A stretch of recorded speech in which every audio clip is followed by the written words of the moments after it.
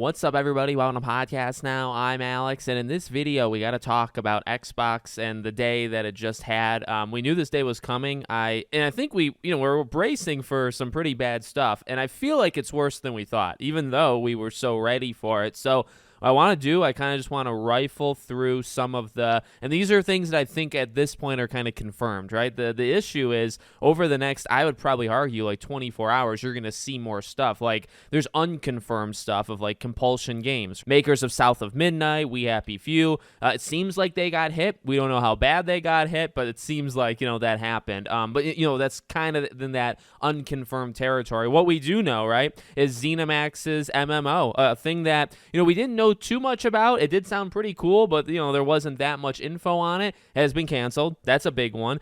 Probably the biggest one of the entire day was Perfect Dark, right? So Perfect Dark is canceled and the initiative is shut down. So that hurts Crystal Dynamics too, right? Because Crystal Dynamics is doing Tomb Raider and seemingly taking a while for that, helping out with Perfect Dark. So now they lose a partnership there. There's no way that can be good for them. And then in terms of the initiative, shutting down an entire studio, that's just great. And we also, I think, kind of heard that Perfect Dark, or I think this part's a rumor, what we saw last year wasn't even really the game. It was a vertical slice. It was kind of this elite presentation to attract more talent. So, we've known for a while that game has struggled. I think a lot of us, including myself, thought that maybe it turned the corner last year, and it seems like that did not happen. So that's the big one.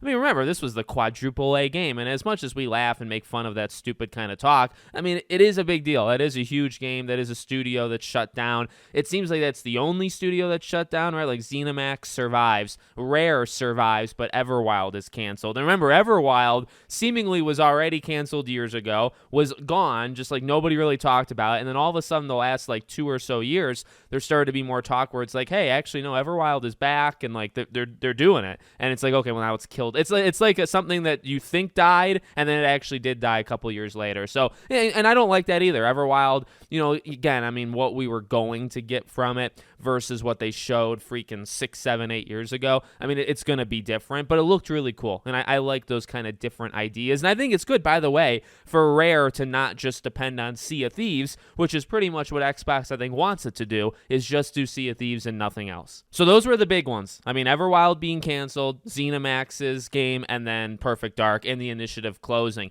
Beyond that, like Raven Software, Sledgehammer Games, some of the COD support studios, and I think Turn 10, who does some Forza stuff, I think they got 50% of their staff cut. So it's a bloodbath. Like it is, we've seen this a couple times before. Microsoft likes to do yearly like 10,000 job cuts. This year I think they did 15,000 in all. They did the one a couple months ago, and they did this one right now. But it's bad. You're having people really from everywhere get hit. I think maybe I saw somewhere that potentially Halo support studios have also been hit. So, I really don't think any studio is safe. Like, I'm sure every single studio Xbox has been hit in some way. It's just, which games are okay and which ones aren't. So there's also, I guess, kind of like the business side of it, which is also kind of interesting, right? So, like the memo put out by Phil Spencer, insanely tone deaf. You can go after Phil all day long. I don't really care. These are executives. They have to make the decisions they have to make. The thing with him is like, is he the one choosing to lay off these people? He probably helps facilitate it. He probably gets a letter that says, hey, okay, here's what you have to do. You have to let go of people. You kind of look around and you pick. And then him, Sarah Bond, Matt Booty, all them go around and figure out what to do. So, yeah, he's a huge cause of it. And you could argue his leadership is a cause of something like this happening. you can go into the weeds of debating like why all this stuff is happening. We've done that. I think I actually did that last week, so I don't want to spend too much time on it. But, I think the thing that people are kind of laughing at in a negative way, like, maybe laughter is not the best thing to do on a day like this, but the memo really makes it sound like, oh, we're thriving, right? Like, oh, Xbox is doing better than ever. We're having a blast. Isn't everybody having fun? Oh, by the way, you're fired. It's like, it's crazy. I do laugh, okay? I do think actually you need a little laughter in your life. But, no, it's stupid, right? But that's really how a lot of the corporate stuff is, because you can't admit that like things are not going well. And I mean, things in a lot of ways are actually going pretty okay for Xbox. I'm sure in other ways they're going very badly, but just comes across very tone deaf, where it's like, yeah, we've never been stronger. We feel better about the vision now than ever before. By the way, you're all fired. And it's like, have a great day. See you. Have a happy 4th of July. See you on Monday. It's like, it's just so stupid, right? Then there's rumors that Phil Spencer, and this is one rumor,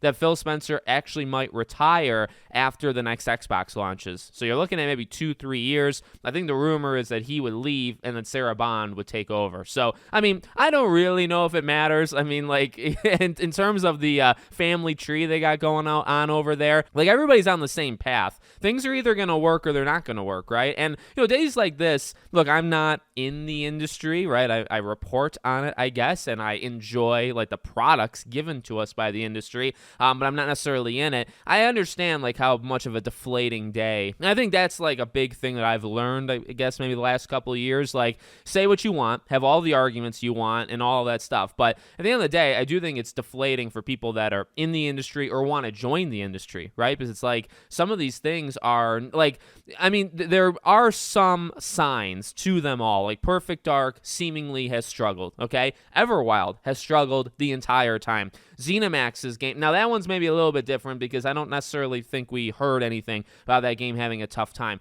So a lot of those things are like, all right, did they have it coming to them? And in some ways you could argue that, but then, okay, well, when you, and this is Microsoft, when you do 9,000 job cuts and you did whatever early, 6,000, I guess, earlier in the year, you're going to have some people that are hit from these, say, like COD and Halo support studios. Like, what did they do? You know what I mean? Like, are they to blame for the mess that is happening, I guess? The reason that they need to fire all these people? I don't think so. So I do understand that it's just deflating to a lot of people. And now all these people, by the way, have to, I mean, these are hundreds. Like, I think some studios, I think one studio got hit with 200 job cuts. And then, I mean, you could just go around, I mean, even smaller studios, you fire half of them. Maybe you're firing 50, 60, 70 people. These are all people that are now displaced. And, there's not, I know the 9,000 is not all Xbox jobs, right? But say it's a couple thousand, say it's 1, 2, 3, 4. I don't think there's 4,000 jobs in the gaming industry looking to be filled right now. There's definitely maybe a couple hundred, maybe 1,000 or two. But, this is the issue. This is what they've experienced, the last couple years, is there's no way there's enough jobs for all the people that have been let go over the last, like, 3 years. So that's what we know so far, at least the biggest thing so far. It's probably it. I mean, you'll probably see smaller things pop up, and it's kind of why I felt comfortable, like, recording this video. The bigger things seemingly are set in stone. I don't think you're closing a studio tomorrow after, like, you've done most of the heavy work, like, today. So we'll see what, like, the fallout is, but I feel like this is the worst of it. So let me know what you guys think in the comments. Make sure, as always, you're subscribed to the channel, bell icon turned on, and I hope to see you all on the next one.